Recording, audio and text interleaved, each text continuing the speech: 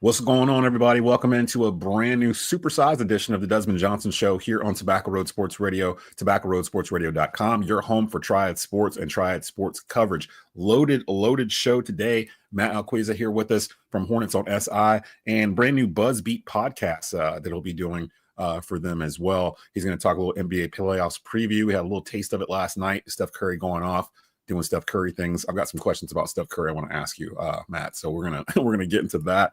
Wrestlemania predictions. We got the Boom Broadcasting crew coming in. Shannon Smith and Michael Davis will be giving us Wrestlemania predictions for both nights. Got RL Bynum from the Tar Heel Tribune in the house. So keep us up to date with the UNC portal additions and what does it mean in terms of Drake Powell not saying anything yet about going pro, staying, going, whatever. We'll see what's going to happen with that.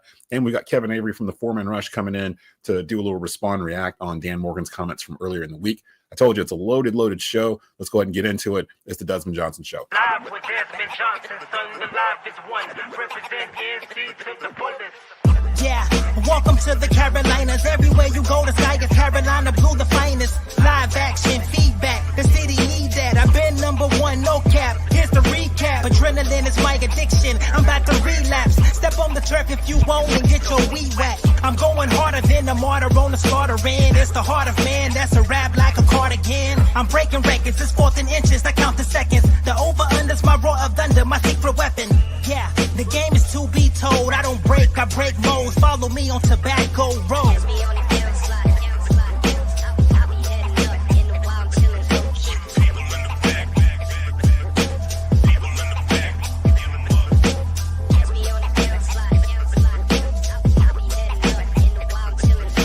Live with Desmond Johnson, son, the live is one. Represent NC to the fullest.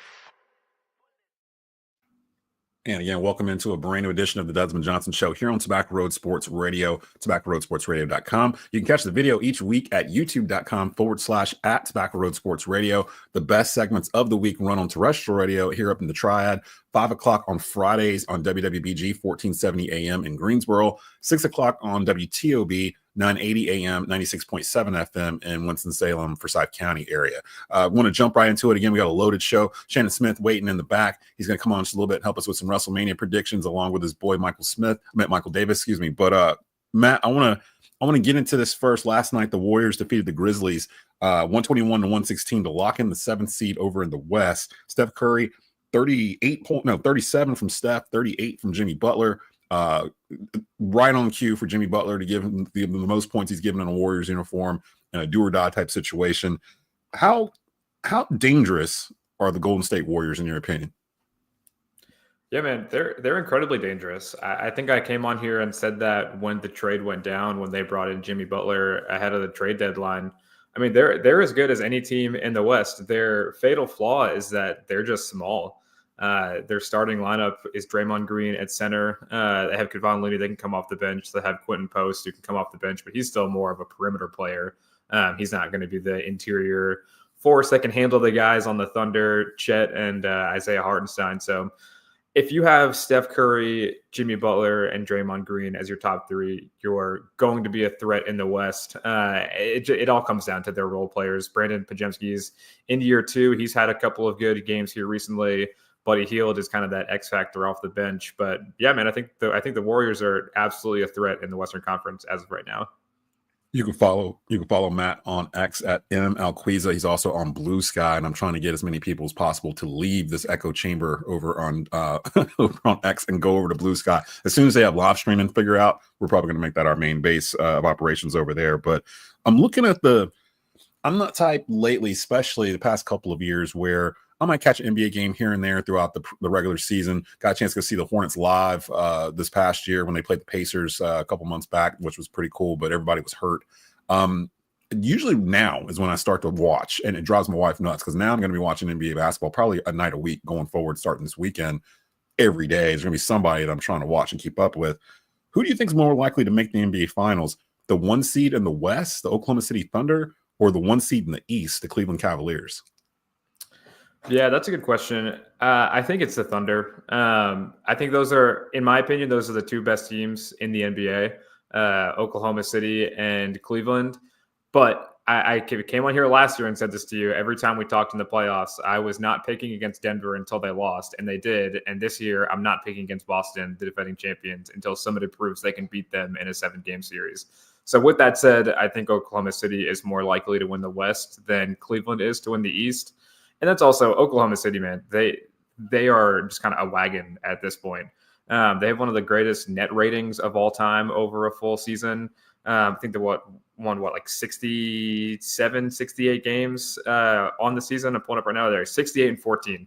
I mean, it's one of the best records in NBA history. They are 10 deep with guys that they can throw onto opposing guards, opposing forwards. They're deep. They're versatile. They've got a bunch of shooters. They're honestly, they are maybe the like perfect idealization of modern basketball, with the number of guys that can shoot, with the number of guys that can handle the ball, the different things they can do on offense and defense with the personnel they have. So I think Oklahoma City, in my opinion, right now is the best team in basketball, and I think they are more likely to win the West than Cleveland is to win the East. You said they finished 68-14. Mm-hmm. Wow. Okay. Yeah, I mean, the 73-9 Warriors, greatest record of all time. They're 5 games back from that, which 5 is a lot in the grand scheme of things, but it's an incredible record. They had an incredible season, finished 16 games ahead of Houston, who was the number 2 seed in the West. That's crazy. And shout out to the Houston Rockets. They're doing everything that we thought the Charlotte Hornets were going to be doing at the same period of time. And Houston, OKC, the Cavs, like really, you could Orlando, you could put Detroit. All those in the group. Yeah, Detroit. What is Detroit doing in the playoffs? Like they were literally in the lottery with us last year. And you see all this, and then you look at the Hornets, and you're just like, it can't be as simple as just injuries. Like, is it just injuries that are causing the Hornets not to be able to do anything but spin their wheels? And I know that the Hornets did lock in one of the bottom 3 records in the league. So the way they've done this with the ping pong balls and everything, they flatten out the odds for the last 3. So we didn't necessarily need the worst record. But Matt, as you know, covering the Charlotte Hornets, in their history, whenever there's been a generational player out there, draft number 1 overall, the Hornets, except for one time with Larry Johnson, the first time, they get this close. They always get like the second pick. So it's always Alonzo Mourning instead of Shaq. It's always Emeka Okafor instead of Anthony Davis. It's always LaMelo Ball instead of Anthony Edwards. Like they're always right there. They just never can nail it. We've talked about this before when you've been on the show. Talk about the impact of landing a Cooper Flag for the Charlotte Hornets, what that would do immediately for the franchise. Yeah, man, it changes everything. He's the kind of guy, he's going to change the franchise the second he steps into the building. One, with his talent. I mean, he is just kind of the perfect player that you need to add to this Hornets roster right now. He can get to the rim. He's a pretty good shooter. He can defend 3 or 4 positions. He just fills a lot of the holes that Charlotte already has right now. And then on the flip side of that, he is also just like a huge name right now. Obviously, his run at Duke was covered. I mean, more than any college player I can remember since Zion. Maybe he's the most popular college player in the last like 5 or 6 years. So he comes to Charlotte. There are national reporters that are showing up at games. The Spectrum Center is probably sold out every single night that he plays. This first time he throws down a lob from LaMelo Ball, like at the Spectrum Center, I'd be worried that the roof might come off that place. Yeah. He's not a local kid, but he played at Duke. The owners of the Hornets they didn't go to Duke, but they're Duke adjacent. They have relationships with Mike Krzyzewski and John Shire. So I don't know, man. It kind of feels like the perfect storm ends with him landing in Charlotte. But yeah, everything is different. It changes their timeline. They become alive to make the playoffs next year with Cooper Flag on the team. That's probably a crazy thing to say, but I do believe that is true. I don't think it's that crazy. Just 2 years ago, they were in the play-in game, so the core of the team is relatively there. And you've had 2 years of drafts, like first and second round picks in here. It's just a matter of, can you keep LaMelo Ball on the court longer than 70 games a season? Can you keep Brandon Miller on the court with him for 70 games a season? Like, that seems to be the main issue with them and injuries. Real quick before I get you out of here, though, I want to circle back around to Steph Curry. So I started thinking about this after last night's performance. He had like 2 3-pointers in the last 2 minutes of that game to kind of ice it. Steph just doing Steph things. He's like fine wine. He's getting better with age, in my opinion. Like, he's like the game is slowing down for him. We're going to have to start having an uncomfortable conversation. If Steph Curry wins a 5th title in this era, the LeBron era, does that conversation begin? Steph, LeBron, like maybe we've been ranking Steph too low. Like we were sitting there trying to shoehorn LeBron into this GOAT conversation when there's a dude that's existed pretty much the entirety of his career that's been the thorn in his side. Like literally, if Steph wins a title, he probably never go through LeBron to get it this year, right? So Does that change the narrative if Steph wins a fifth? Like, does that submit him into your all-time top 10? Yeah, I think it definitely cements him in the top 10 all time. I don't think it elevates him into LeBron conversations, but to be completely honest, I'm not the guy to ask about that because I'm a LeBron guy. I mean, I was 10 years old when he was drafted. I mean, I the last 20 years of my life, like I've grown up with LeBron through the NBA. So it's got, I kind of have the way that like your generation feels about MJ is the way that my generation feels about LeBron. So I'm probably not the best person to have that conversation, but yeah, man, Steph is an all-time great. I was putting him in the top 10 last year. When he won the fourth one, I was putting him in my top 10. I think he's at 9 or 10. I was like, how can he not at this point? He's the leading three-point shooter in NBA history. He's going to destroy that record before he's done playing or whatnot. And he's done it with different Golden State teams, like different iterations. He didn't have to leave, basically. He stayed there and became the face of the franchise. And the one thing I will say about the Steph LeBron debate, Steph changed basketball, like at all levels, like the way it's played. Like I do a lot of high school stuff, like down here, and dude, the number of times a kid will come across half court and just launch like a 38-foot three-pointer out of nowhere for no reason, or they'll have a 2-on-1 break and they'll stop and shoot a three. That's the Steph Curry effect. Like, and I can't really sit here and say, well, LeBron has affected this aspect of basketball. I will say LeBron has adapted himself to each era of basketball that he's played in. But I can't sit here and say that he was responsible for an actual era itself in terms of style of play. I can say that with Steph. I can say that with Shaq. I can say that with MJ. But I can't really say it with LeBron. And I do have him I think he's currently, I'm like third, like on my all-time list behind Jordan and Kareem. But I'm one of the few, I'm one of those weird Generation X guys where I'm old enough to remember a rotary phone and a typewriter. So I watched the entirety of Michael Jordan's career. I've watched the entirety of LeBron's career. Like, so I'm like right in the middle of being able to see them both. And it's just like it's like a feeling type thing, really, when you're watching them play. Like Jordan scared people. I don't know if people are actually scared of LeBron or Steph. I think they are a little bit. Like there's a sense of fear when Steph comes across half court that this dude can launch it from the park. Like this dude takes practice shots from the stands. You know, like it's just a different guy. Like I can't imagine anything. I think to that point, and we can end on this. I think that is where LeBron's longevity has maybe hurt him a little bit. Because if you go back to 2012, LeBron, that Game 6 in Boston in the Eastern Conference Finals, the Heat were down 3-2, and LeBron scored like 45 points in Boston. His had a deadpan look the whole time. Like in his prime, LeBron was that guy that was feared. Like he, went on the road and basically won that playoff series with his whole legacy on the line. Had just lost the finals the year before. So LeBron, that was what, 15 years ago at this point, and he's still going to be third team All NBA, like at worst this year. I mean, it's higher than that. Yeah, no, I totally agree with that. I think my thing with LeBron, has been that example you just gave. His back always has to be against the wall for that to come out. Mm-hmm. Like whereas with the Jordan or Shaq or somebody, they were just like mean to everybody from the very beginning. Like they just from the jump, like they just kind of had that. LeBron has to get pushed into a corner, and he's always been that way, really. And I've always been like, angry LeBron is the best LeBron. When angry LeBron is there, he's not like posing for pictures and doing all the stuff on the sideline and stuff. When he comes out with that look, like you said, like he's just, we're going to win this game. I'm like, okay, that's the best LeBron. When LeBron's going to come out and he's trying to score, like he's in the paint, like banging, like posting up and stuff, because he normally doesn't really do that. And he probably should have been the whole time.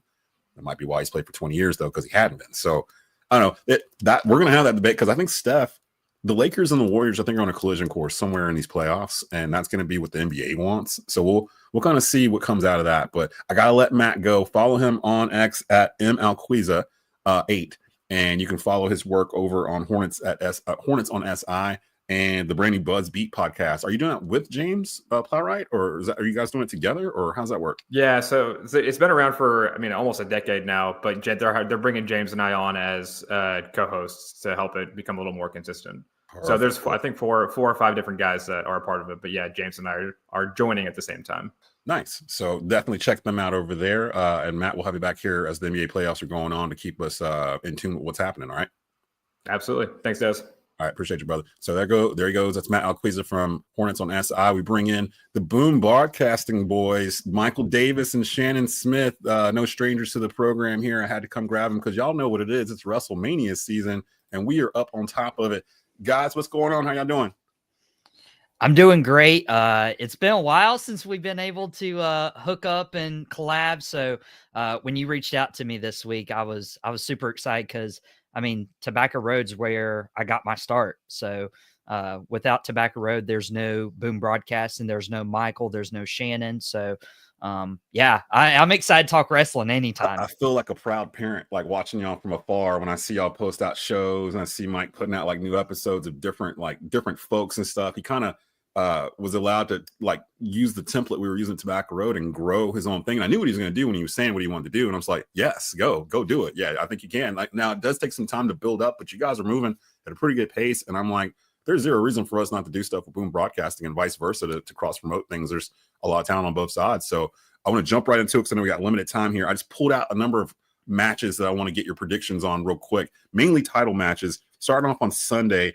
And I will say the build for WrestleMania this year, maybe it's not their fault because the build for last year WrestleMania at this time was so off the good. charts. Like it was so insane. Like that was because of our tribal chief. Yeah, like we were all in the middle. Like the Bloodline story was concluding. The Rock was here like every week, like on Raw and SmackDown. Like they didn't give us the Roman Rock thing. Instead, and I think back on, I'm like, you know what? It doesn't make sense for the Rock to come in and feud with Roman Reigns to begin with. Their family. Like it makes more sense for this to be a 3-4 year storyline where the Rock is kind of intertwined with Bloodline, and then it implodes. And that's what I think they're kind of doing. I think Rock and Reigns will be down the road, but this is in Las Vegas.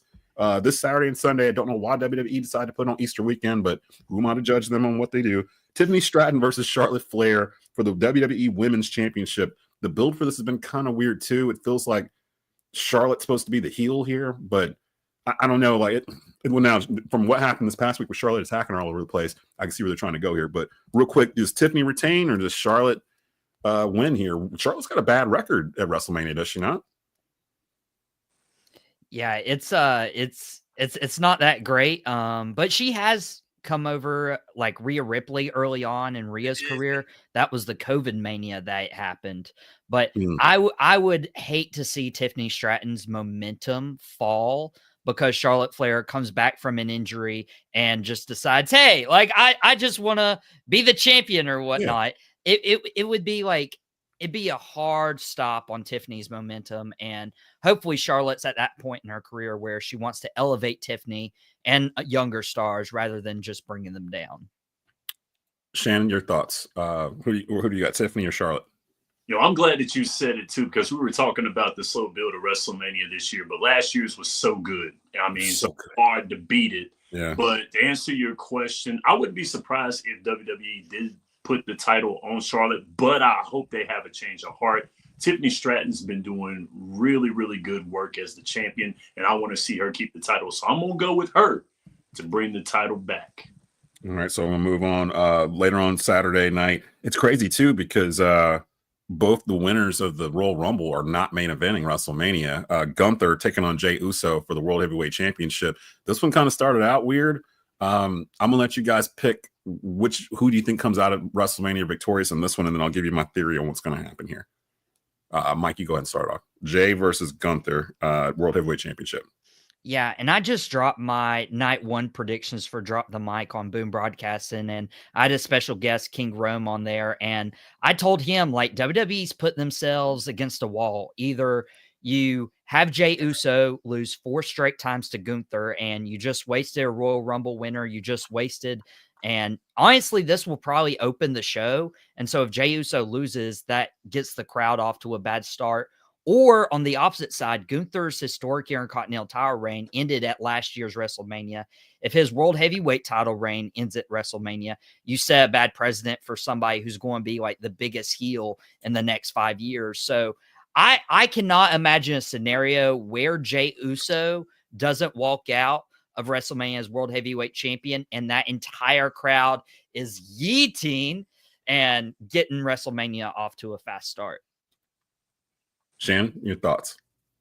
This is tough too because I love both of these guys. Gunther's heel work has been incredible, but Jay's face work has been good. The promo 2 weeks ago sealed it for me when Jay looked at Gunther and said, "You got a mother? You got a mom?" That got me right there. I said, he's got to win after that. So when he said that, I started putting some things together in my mind because I'm like, okay, we're talking about the build to WrestleMania, right? And the biggest story has been the Cena, Cody Rhodes thing, right? Rock's involvement, all that stuff. Let me give you a what if. What if Jay wins with interference from The Rock? That Jay is the third man.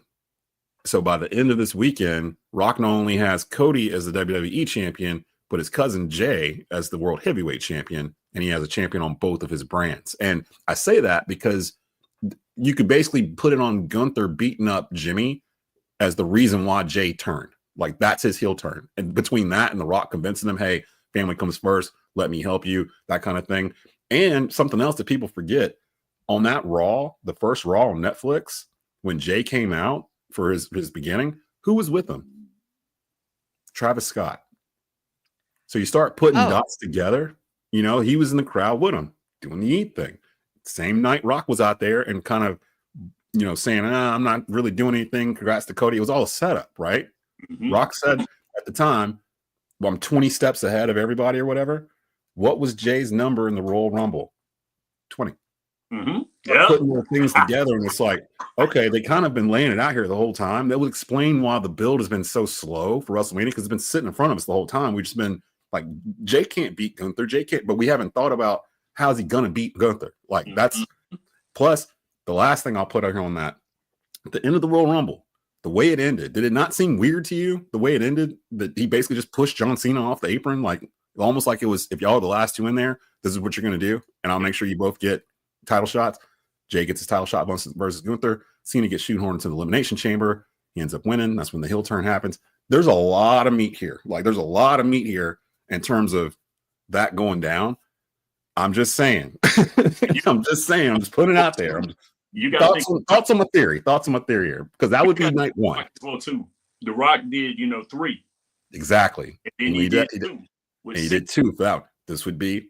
Where's the one? Where's the one? And it's like, who makes the most sense? It would be Jay, because Roman doesn't need it. Roman doesn't need to be the third guy. Somebody like Randy Orton or somebody doesn't need to be the guy. In fact, I think they're going to have Orton versus Cena when all this is over with anyway. So who is it? Who makes the most sense? And now's the time. If you're going to make Jay a heel, now's the time to do it at WrestleMania when he's at his peak, because people are still going to do the Eat thing, even as a heel. Like, they're still going to do it. That allows them to kind of do some stuff with Jimmy. Jimmy can kind of be like his enforcer type guy. There's a lot of stuff here going on. Like, but that's my theory, that there's going to be interference from Rock and whatever corporate group he's putting together. And if you just look at all this stuff, I didn't expect Travis Scott to be so important in WrestleMania, but here we are.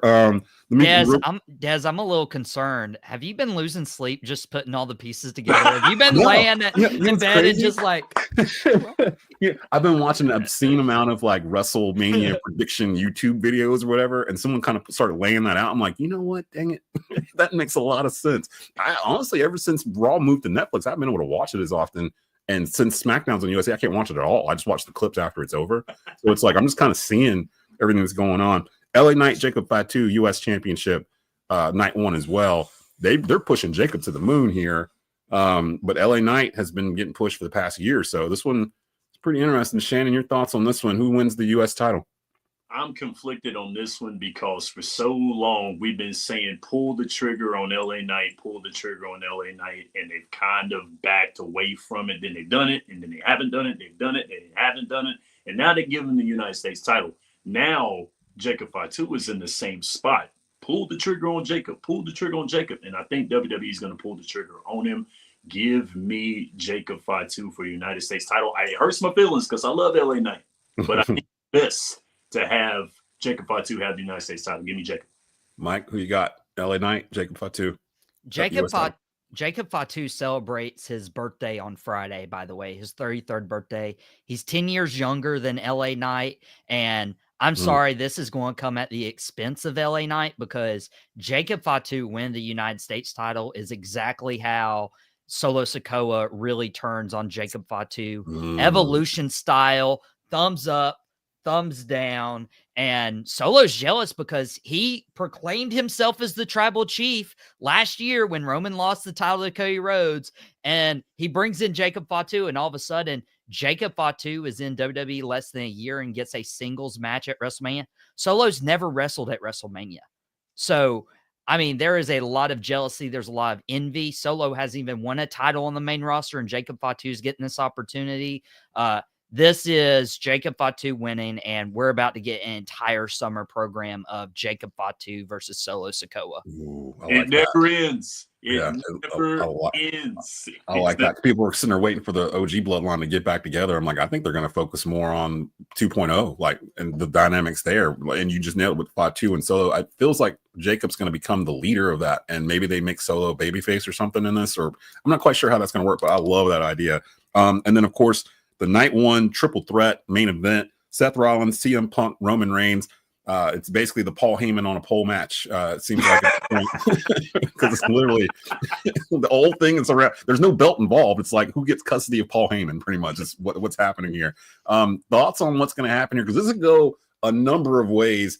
And I've seen people go, well, Roman don't need it. Roman's not going to be there after WrestleMania anyway. Blah blah blah. CM Punk maybe. Seth Rollins. Yada yada yada. Who are you leaning towards in that night one main event?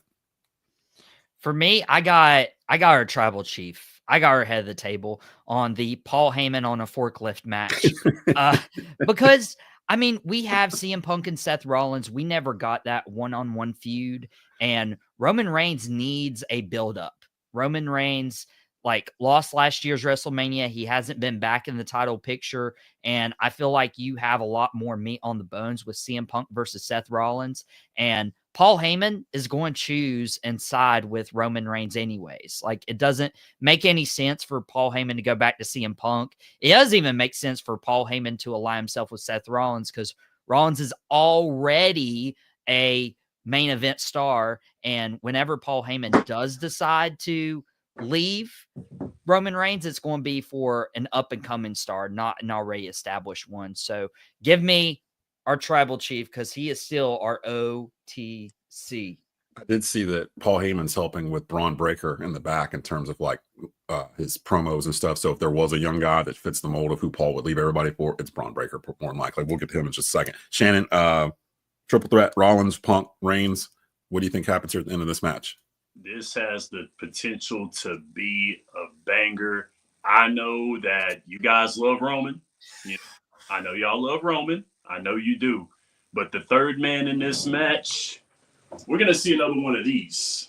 I really feel like it. And it's going to be Seth Rollins that's going to do it. Seth Rollins is turning heel tonight. He's been tweening in between. He's been in and out with CM Punk. CM Punk's going babyface. We're going to get another chair shot, another betrayal. Seth Rollins burn it down to WrestleMania.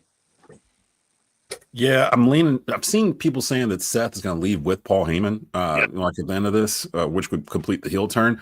I don't know if that's the case, but I would say out of the three, Seth needs to win more. He was kind of the sacrificial lamb last year for WrestleMania to kind of advance both main events, and then he lost his belt as well. So I could see him coming out of it as the winner, and I do think whoever wins this match is going to automatically become the number one contender for either the World Heavyweight Championship or the WWE Championship, depending on wherever they're coming from. I forgot to mention, if you're watching us live on Facebook or YouTube or Twitter, you can leave a comment in the section while we're live and give us your predictions, your opinions, or questions to us while we're out on the panel. I got the guys from Boom Broadcasting here in the house, Michael Davis and Shannon Smith here, talking a little WrestleMania 41 this weekend, Saturday and Easter Sunday night. So it's gonna be 9 hours or 10 hours worth of something, 18 hours worth of programming between both days for WrestleMania. Let's get to Sunday. Io Sky, Rhea Ripley, Bianca Belair, women's world title. This one's been built kind of weird too. It feels like one of those where we're just shoehorning people into a match. But who do you guys feel is going to win victoriously and win the WWE women's, the women's world title? It's a tough predicament for me. I mean, I haven't even decide on who I'm going to have win this match because I think this is more of a toss-up than the triple threat between Punk, Roman, and Rollins. And I'll do my night 2 predictions tomorrow, so I'll have more official something on Boom Broadcasting. But I can't imagine a scenario where Bianca loses because Io just feels like she was thrown in there to have a spot on the card.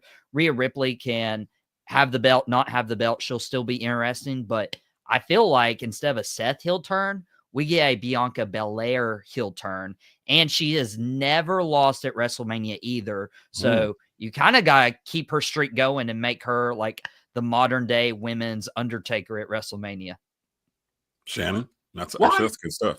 Why are y'all trying to steal souls in WrestleMania, y'all? Y'all already you got a heel turn of Jey Uso. I mean, Cena done hurt everybody. We love heels. We love heels. Heels are great. Heel? Really? Yo, Hey. really? Gets the crowd going. Oh, man. I can't Gets believe people it. moving. But as sad as I want to say it, I believe y'all too. I think she's turning heel. I had to mess with y'all. I think she wins the match. I like Io Sky as the champion. She's a fighting champion. It's wonderful. I get it. And, of course, Rhea Ripley's always going to be popular regardless. She's one of the best women's wrestlers in the world. But I think Bianca Belair keeps that streak going. She got kind of like that Undertaker thing going on right there, not losing to WrestleMania. So give it to her. I got Bianca Belair in a heel turn. I'm going Rhea Ripley just off the simple fact that she technically never lost the belt. Like, she had to give it up. So and she's been walking around ever since, kind of like Liv was kind of keeping her from it. But now that Liv doesn't have it, it almost comes off like Rhea feels like she's supposed to be in this versus Io, and that's it. Like, there shouldn't be somebody else in it. And she pushed herself into this match. I gotta feel like that's for a reason. So I'm thinking that they're gonna go that route, Rhea Ripley. Braun Breaker versus Penta versus Finn Balor versus Dominic Mysterio for the Intercontinental Championship, a fatal 4-way. Thoughts on this one? Because this one's loaded too. There's a lot of stuff going on in this in this fatal 4-way. There's a lot of intangibles in this one here. It's Judgment Day heavy, and it's almost like for the custody of Judgment Day too, because whoever wins this will become the de facto leader, right? If Dominic wins or Finn wins, Finn's been kind of like hinting towards a face turn a little bit too, right? Like over the past couple of weeks. So, and then you got Penta, who just came into the WWE, that's been red hot, and Braun Breaker, who's been hot for the past year, and the only loss he's had in the past year was to Jay for the IC title, and then he got it right back. So thoughts on that 4-way, guys? Who do you think comes out of there as the Intercontinental Champion? Oh man, Dom. I think Dom is coming out there. I think Dom will do it. Dom will take Judgment Day because I think it's time for him to go on his own. I think Finn will go away, and Breaker is going for a world title. I think he's going for that World Heavyweight Championship. And this is Penta's first WrestleMania. I don't think that they're going to give him a title that early, but it's fun for the fans. I want Dom to win it. I really, really do. And I think Dom does. I think he wins it. So give it to Dom on this one. Ooh, that would be his first big major singles title, right? Because I know he's the North American champ in NXT for a hot minute, actually. They were letting him go back and forth with the brands with it, which I thought was crazy because they didn't let Solo do it when he had the belt, which would have been perfect in the bloodline at the time. Mike, your thoughts on this fatal 4-way? Breaker, Penta, Finn, Dominic. I think Breaker and Penta are so hot and on fire, and they have like a huge future ahead of them that they're not going to eat the pin. I feel like it is going to be Finn or Dominic who gets pinned, and I'm going to have Finn get pinned because Dominic Mysterio, I really want him to win the Intercontinental Championship. He is winless at WrestleMania. He's 0-3 right now, including a loss to his father a couple years ago. And I think it would be so fitting to have him win the Intercontinental Championship, pin Finn Balor, and then on Monday, 24 hours after this win, Dominic Mysterio introduces this new Judgment Day member and kicks out Finn Balor, much like Finn Balor kicked out Edge a few years ago. Ooh, okay. Okay. I'm feeling that. Yeah, I'm leaning towards Dominic too here. Do some sort of Judgment Day hijinks or something.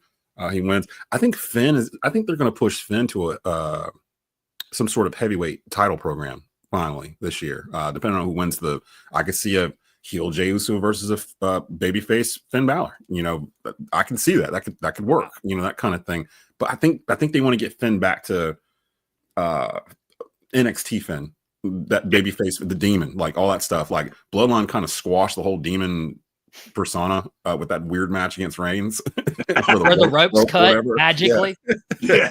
We haven't seen him since, and like the demon was like this thing where it was like it was different than the Fiend, where like the demon was kind of like it was like Finn like jacked up on like Red Bull. Like literally he's just like doing everything but like 3 times as fast. Fiend was like, you can't hurt me unless you're Goldberg. Like pretty much. Like it's literally how they wrote that out. But I'm gonna go with Dominic on that one too, and he'll take over control of Judgment Day and either turn it into something else or add some members maybe. So I can see that going down because I think Dominic's ready. And then finally the main event Sunday night, John Cena going for his 17th World Heavyweight Championship reign, taking on the current number 1 babyface in the company, Cody Rhodes. Cody is John Cena from 15 years ago at this point, pretty much. You almost call him Super Cody. He's pretty much going through whoever they put in front of him. But we haven't seen The Rock since this whole thing happened back at the pay-per-view Elimination Chamber. That was 2 months ago. We haven't seen The Rock. We haven't seen anybody with it. I imagine we're going to see The Rock before this week is over with. And that's going to do something with this bout. Does Cody Rhodes retain and come out of WrestleMania still as champion after being champ for a full year? Or do they put it on John Cena and let Cena run with a 17th run here? I think it would be pretty damaging to have John Cena win his world championship right now because 2 reasons. I mean, if you are trying to make Cody your next quarterback, your next John Cena, you can't have him lose his first title defense at WrestleMania after going through all this story nonsense the last couple of years. It'd be pretty damaging. John Cena's always put over the younger talent. Even as a babyface, he would put over people with the United States Open Challenge. And it would be a mistake to have Cody be built up so much just to lose to like John Cena, because Cena at this point physically can't hang like he used to. This isn't prime Super Cena. This is Cena, a shell of his former self. Yeah. And unfortunately, like Cody Rhodes is faced with the odds of, having John Cena win his 17th title. And if you have Cena win his 17th title now, what's your program for the next 8 months until he retires? I mean, I feel like you can't really like have Cena hold the title for 8 months. I don't know if you can have Cena what is Cena chasing if he's not chasing the world title towards the end of his career? Yeah. And the way Cena made it sound like if he wins the title, he's just going to go home with it or whatever. So I don't know if that's the way they want it to be. Like, I don't know. I'm interested in this now. Shannon, your thoughts, Cena and Cody for the WWE Undisputed Championship on Sunday night. At first, I was thinking there was no way that John Cena will walk away with the title. But if John Cena does walk away with the title, he's just going to go home. And there will be it seems like that's what he's going to do. And you got to keep this rivalry going. This has been good. Like, I have really, really, really enjoyed this. I mean, just the spin that WWE got us, they've been taking everybody's hearts. They've been hurting everybody's feelings. Kids is crying and stuff. But it's working.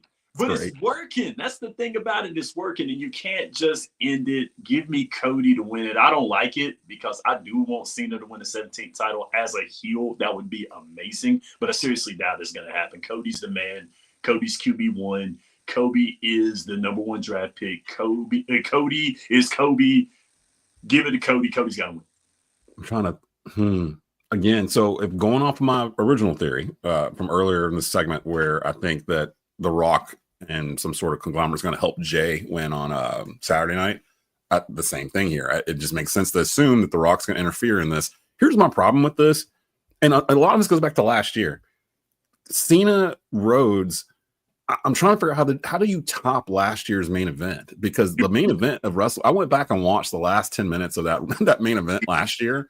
Like, what do you do? Like, the only thing I've seen is that we may see a Stone Cold Stunner by the end of this weekend, that somehow Stone Cold comes out to assist Cody or whatever, and Cody retains because of it or whatnot.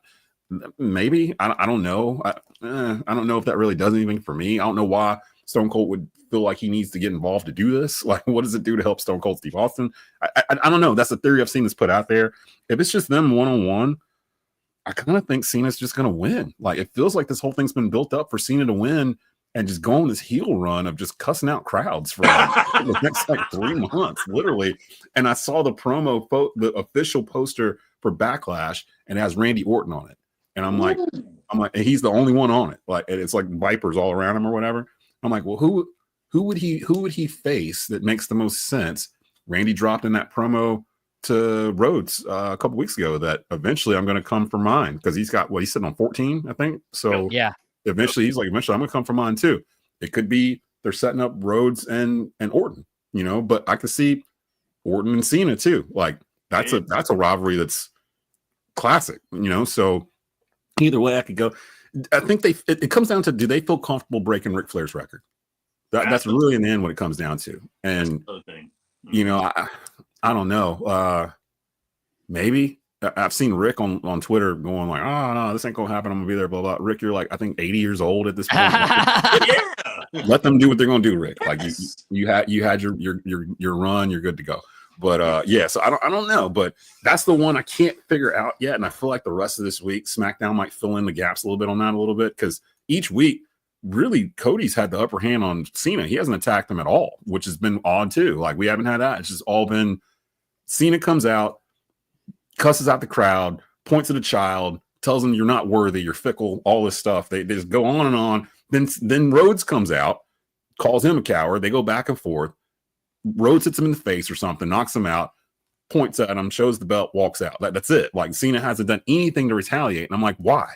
Why hasn't Cena retaliated at all? There's been no hit from behind. There's been no jumping, nothing at all. So I'm like, what is going on? Like something is building up for Sunday night. I don't know what it's going to be or how this is going to play out, but we might get a debut or somebody returning, something. I don't know, but something's going to happen in that Sunday night main event that either allows John Cena to win or allows Rhodes to retain. But I don't think it'll be clean either way. Like I think it's whatever's going on.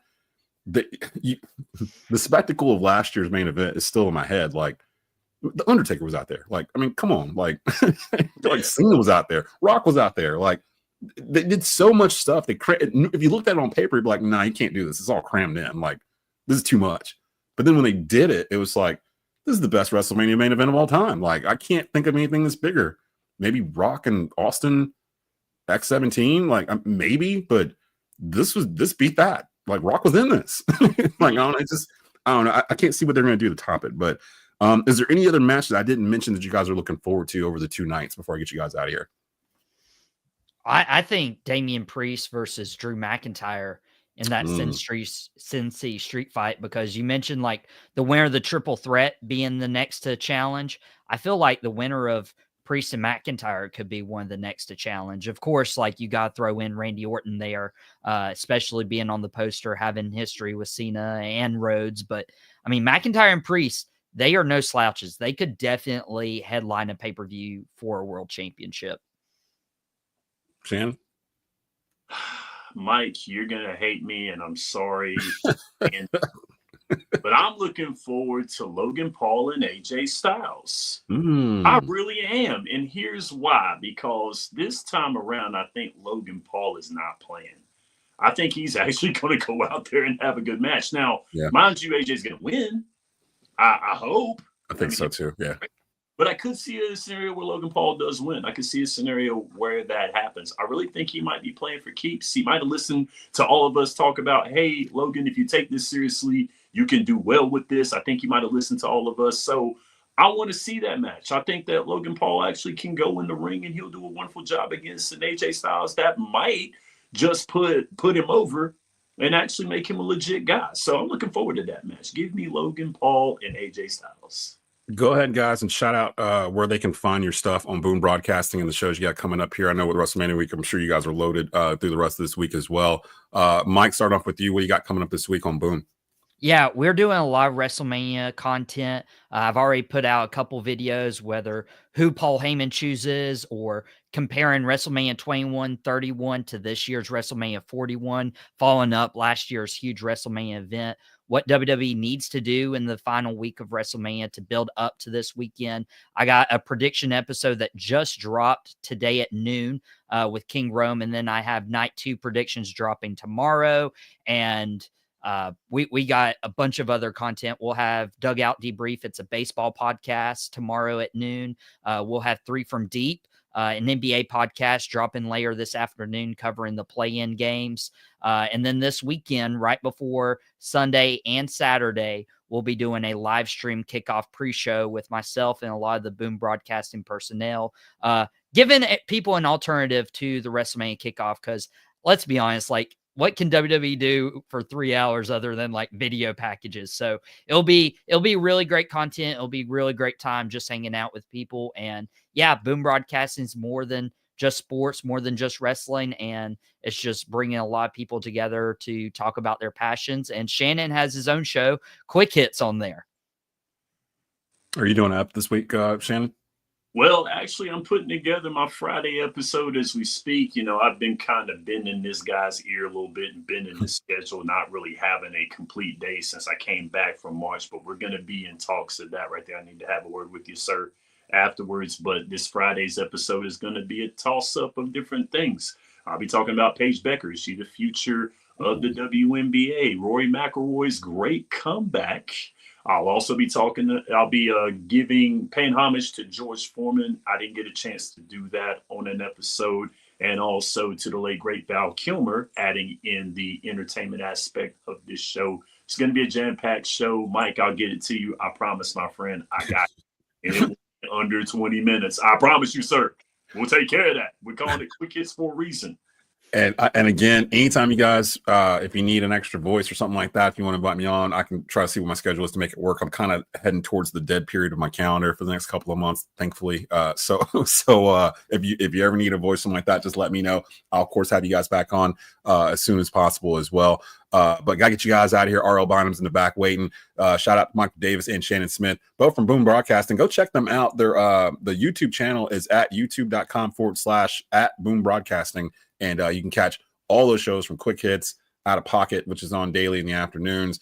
Just great content. If you're looking for locally produced sports content and more, they do more than sports. Go check out Boom Broadcasting over there. Appreciate you guys coming through. Thank you, Des. It's awesome to be back. Thank you, man. All right. And there they go, Michael Davis and Shannon Smith.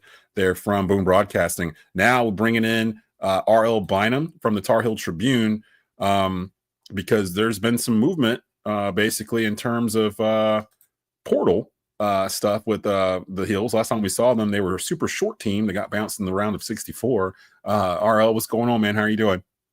It's been crazy. Transfer portal season is a time where I have to stay connected almost 24 hours because you never can tell what's going to happen. We have David Glenn on. He's my co-host every other Tuesday, and he's one of the people that I know that's on top of this portal like every year. And it's always funny when I ask him how many people are in the portal, and it's always like a multiplier of like 600 from the last time I asked him. So it's like 2,000 kids in the portal right now. I want to talk about one of them that's in the portal right now that was a Carolina Tar Heel, and that was 5-star freshman Ian Jackson. Thoughts on Ian leaving? Did it surprise you that he left in this manner? Because I thought he would actually try to go pro before actually hitting the portal. But I did notice that his minutes were starting to diminish a little bit the last couple of games for the Heels. Were you surprised that Ian hit the portal, and where do you think he might land? I was a little bit surprised, but you have to understand that he wasn't starting the last month of the season once Carolina went to putting Jalen Withers at the 4 and Drake Powell at the 3. And his minutes went down and his effectiveness went down. I got to think there were conversations with Hubert Davis, and he's wondered what the fit would be. I hear it's either St. John's or UCLA, and I got to think that St. John's would be the favorite, being a local kid, and he might have a big season for Rick Pitino. And yeah, I was thinking St. John's too. Him being from New Jersey area, St. John's going back to national prominence. Rick Pitino, maybe one of the best coaches in the country. So going back home to play in front of his family, that makes a lot of sense. But it hurts basketball in Carolina that he's not going to stay. And I kind of thought it was more of he's going to try the portal. Well, he's put his name in the portal. He's going to try the NBA route. If that doesn't go, he's going to be like that kid from Illinois that kind of did that and came back and just basically the highest bidder, and that's where he ends up going. I can see Ian Jackson maybe going that route too, but I do think St. John's is first in the clubhouse. Do you have a Drake Powell update? RL Bynum from the Tar Heel Tribune here. Haven't heard a word from Drake Powell's camp, which could be a good thing at this point. That he's not in the portal. Haven't heard anything about him testing the pro waters or anything, although I've seen him mocked in the first round, which makes me nervous. Any news or anything on Drake Powell right now? Nothing official, but it seems like he's probably coming back, and I would expect an announcement soon, but you never know. Things can change drastically based on what people are telling him, I would definitely not think he'd be in the portal. I think it comes down to either going pro or coming back, and I got to think he's going to come back. I think Being a he's gonna be local back. kid. Yeah, I think he's gonna be back too. And he related to Hubert and like his cousin or something. Distantly, yes. Yeah. So and then he get to play with a former Northwood High School teammate. They were briefly teammates at Northwood and made the state championship game before Jared Stevenson transferred to Seaforth. So. Oh, and that actually brings up my last question there as we do a UNC portal check-in with R.L. Bynum from the Tar Heel Tribune. Who's the biggest portal signing so far? Because Hubert's been busy. They said they were going to get bigger, and they have in terms of the front court going from the worst in the ACC to potentially the best in the ACC in terms of size and potential. Who do you, out of the ones he signed, who's the one that intrigues you the most? Henry Visar has got to be the one they had to get.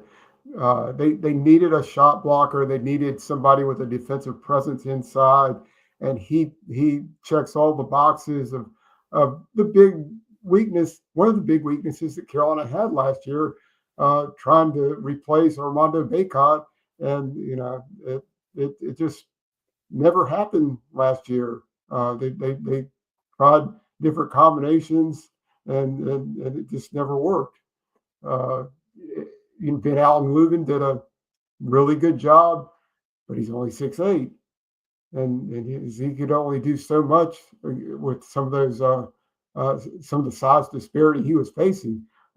Henry Visar is not going to be facing any size disparity, and that's going to be huge. But also they had to get a good point guard, and they get Kyan Evans, who not only is taller at 6'2", he's a tremendous perimeter shooter, a combination of talent, and that's key too. I mean, Carolina didn't get the number one guys at these different positions, but sometimes fit is better than getting the best. So I think these pieces should fit together very well.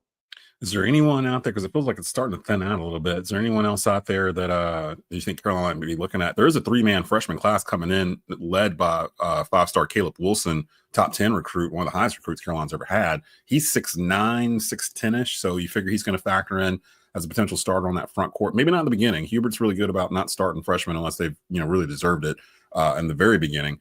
But I can't see him not cracking that start lineup before it's all said and done. The Jared Stevenson signing from Alabama is interesting because he was one of the guys I remember looking at 2 years ago, hoping Carolina would land, and he ended up going to Alabama instead.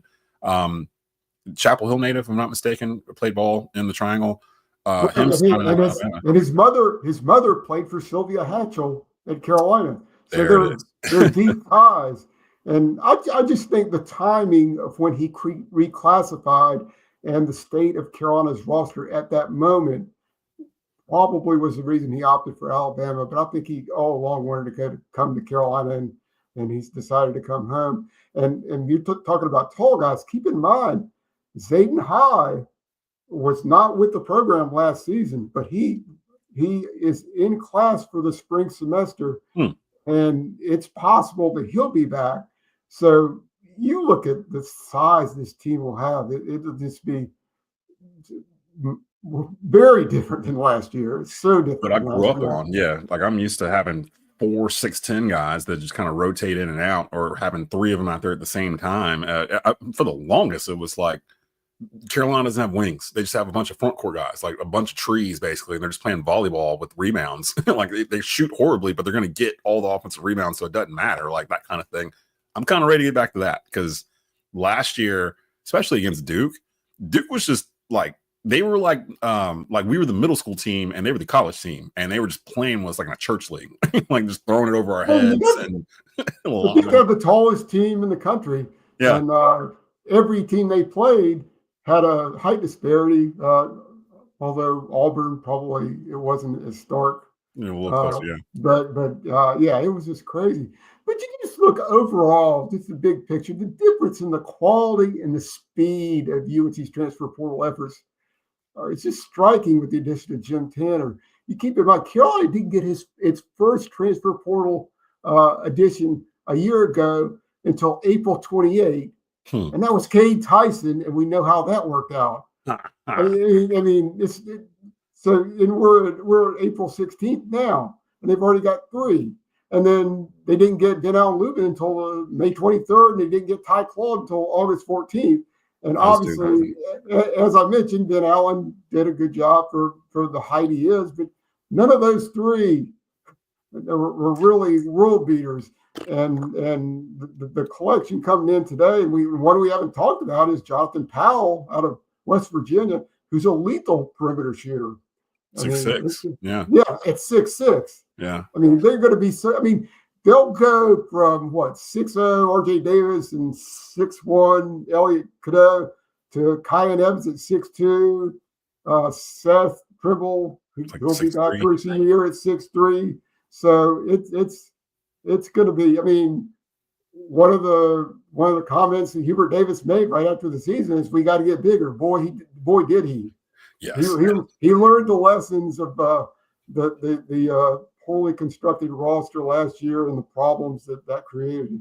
I've been telling Tobacco Road regular JP Mundy, I have a chat with him and Ryan Stone, and we go back and forth about Carolina all the time. And I've been telling him, look, when they hired Bill Belichick, that changed the entire athletic program. You're not going to see North Carolina got embarrassed last year when they got outbid for that the number 1 high school player, the big man. They ended up going to, was it BYU? I think he ended up choosing.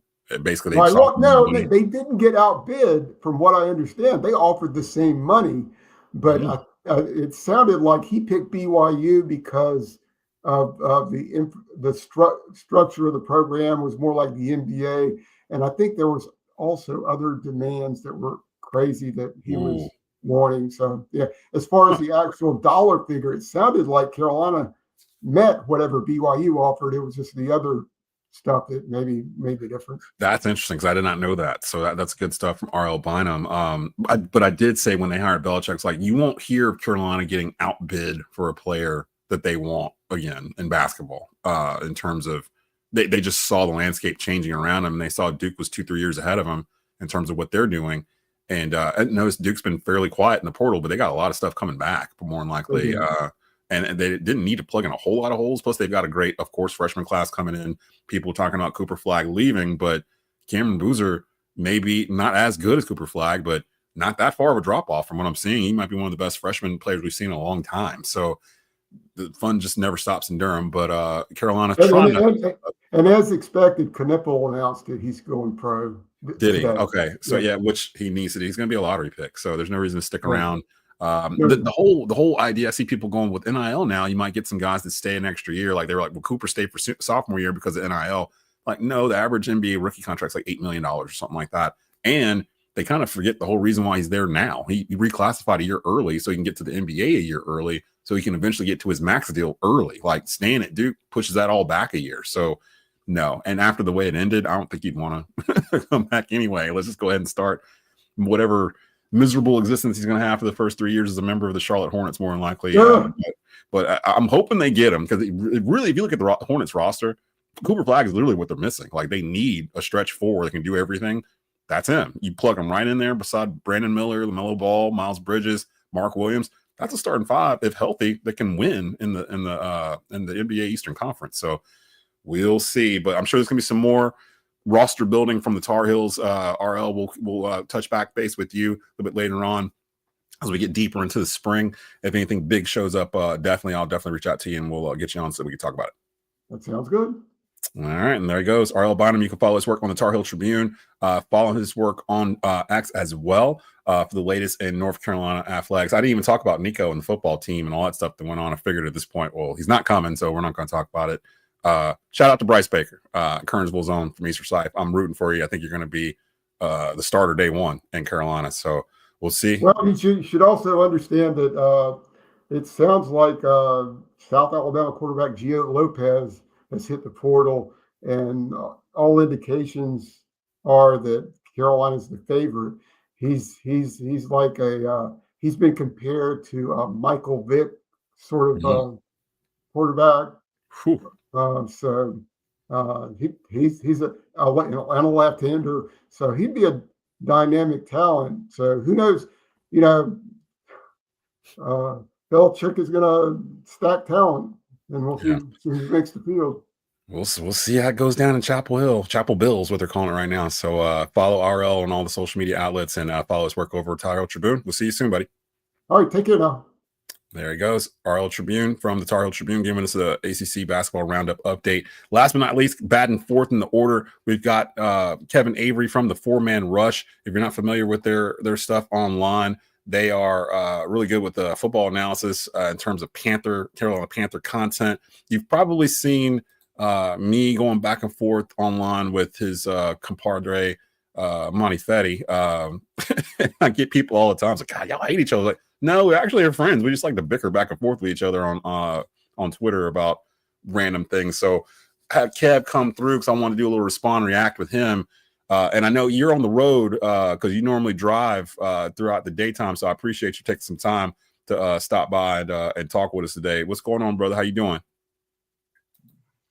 Yeah, perfect timing. I'm down here in Newberry, South Carolina. I don't know if you saw my post, but I finally got off the over the road and got a local trucking job, man. So I saw that, man. Yeah, congratulations, brother. That's huge. My daddy was a trucker. Yeah. Well, still is, like for 50 years or whatever. So I understand the grind for sure.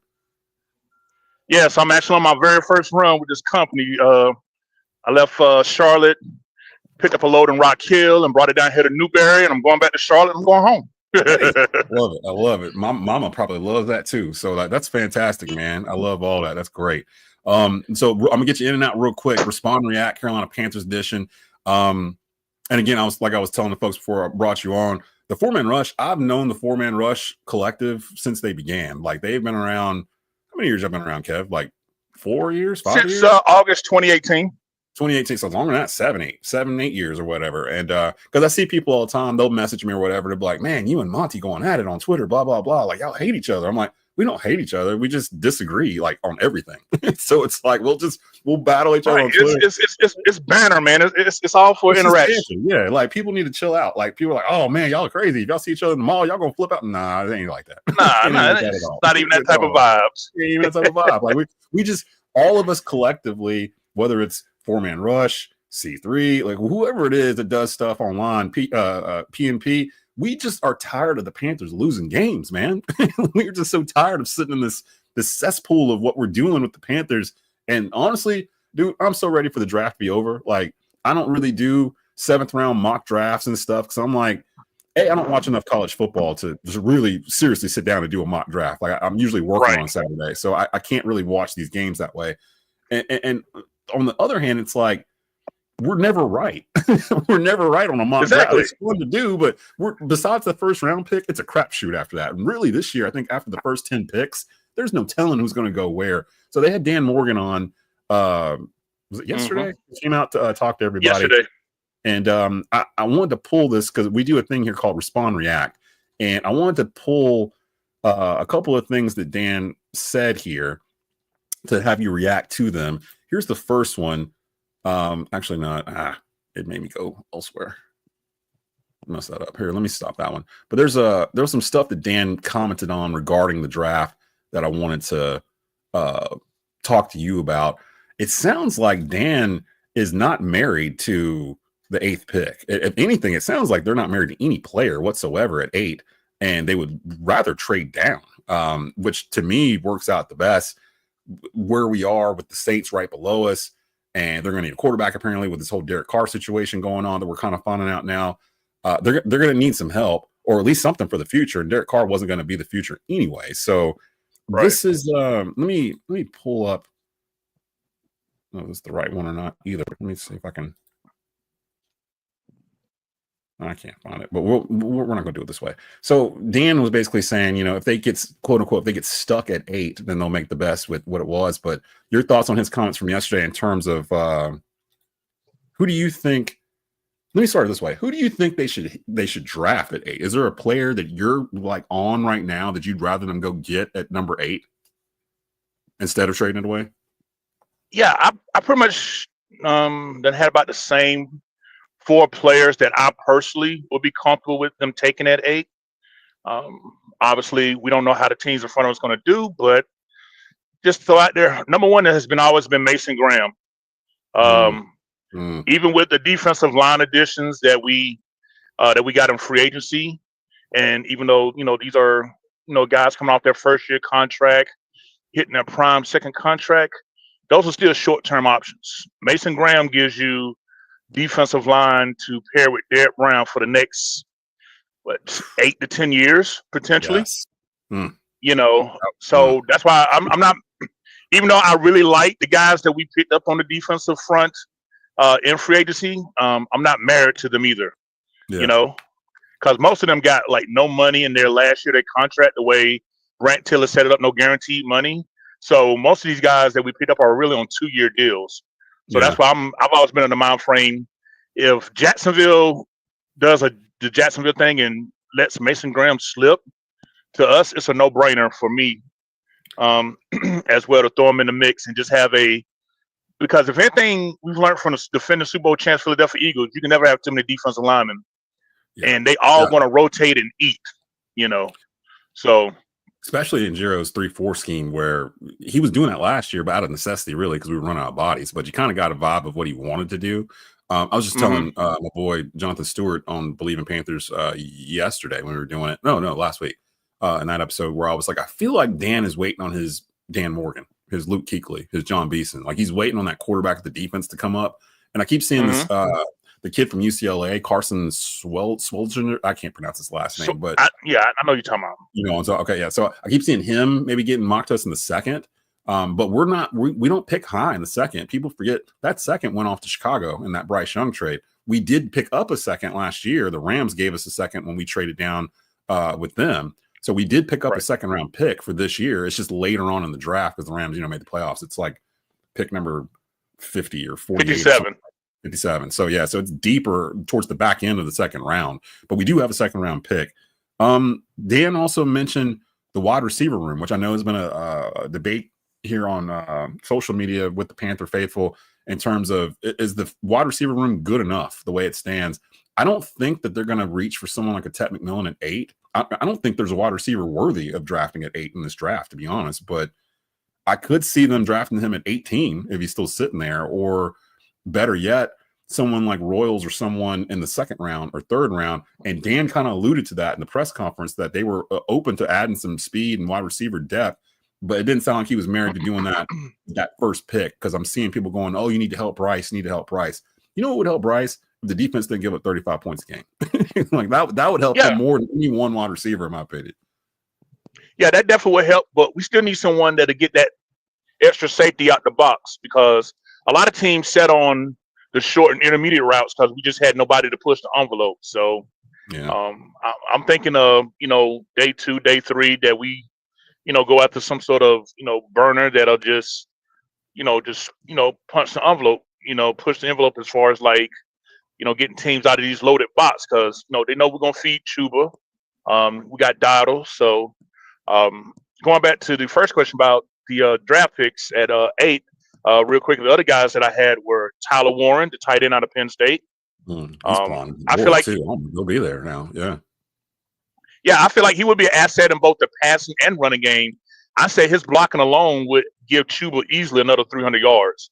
Like off tackle plays. I mean, he's just, his blocking is just as good as his, receiving, if you ask me. And the other guy was a cornerback, Will Johnson, out of Michigan, which is Graham's teammate.